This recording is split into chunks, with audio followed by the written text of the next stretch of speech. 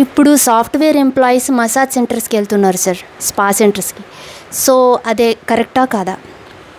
చూడండి, యాక్చువల్గా మన సిటీలో ఏంటంటే పోలీస్ యాక్ట్ అని ఉంటుంది, city police, Hyderabad city police act అని. దాని ప్రకారం క్రాస్ మసాజ్ అంటారు. అంటే మేల్ ఫీమేల్కి చేసినా, ఫీమేల్ మేల్కి చేసినా అది బ్యాండ్ అనమాట. కానీ అవన్నీ కూడా ఇల్లీగల్గా, అన్అఫిషియల్గా నడుస్తూనే ఉంటాయి. పోలీస్ వాళ్ళని మేనేజ్ చేసుకుని నడిపిస్తూనే ఉంటారు. అలాంటప్పుడు ఒక్కోసారి మేనేజ్ చేయనప్పుడు ఏం జరుగుతుందంటే పోలీస్ వాళ్ళు రైడ్ చేయడం జరుగుతుంది. రైడ్ చేసినప్పుడు ఆ మసాజ్ పార్లర్లో గర్ల్స్ ఎవరైతే దొరుకుతారో వాళ్ళందరినీ పట్టుకొని వాళ్ళని ఎన్జిఓలో సబ్మిట్ చేస్తారు. వాళ్ళని ఎన్జిఓకి రిమాండ్ చేస్తారు, అంటే జైలుకి పంపించారు వాళ్ళు విక్టిమ్స్. ఆ తర్వాత పీటా యాక్ట్ అని ఉంది, ఇమ్మోరల్ ట్రాఫికింగ్ యాక్ట్ అని, ప్రివెన్షన్.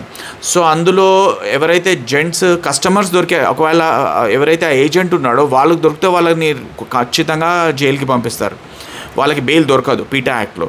కానీ ఎవరైతే కస్టమర్స్ ఉన్నారో వాళ్ళ మీద కూడా, కస్టమర్ అయినా సరే వాళ్ళ మీద కూడా పీటా యాక్ట్ కింద కేసు బుక్ అవుతుంది. కానీ అలాంటి కేసెస్ కూడా హైకోర్టుకి వచ్చి క్వాషింగ్ అడుగుతుంటారు, ఎందుకంటే సాఫ్ట్వేర్ ఎంప్లాయీస్ వెళ్తుంటారు ఇలాంటి వాటికి చాలా ఎక్కువగా. సో వాళ్ళు ఇలాంటి ఎఫ్ఐఆర్ బుక్ అయిందంటే వాళ్ళకి జాబ్ పోతుంది, సోషల్ స్టిగ్మా అంటారు, సొసైటీలో పేరు పోతుంది, ఇవన్నీ కూడా ప్రాబ్లమ్స్ అవుతాయి.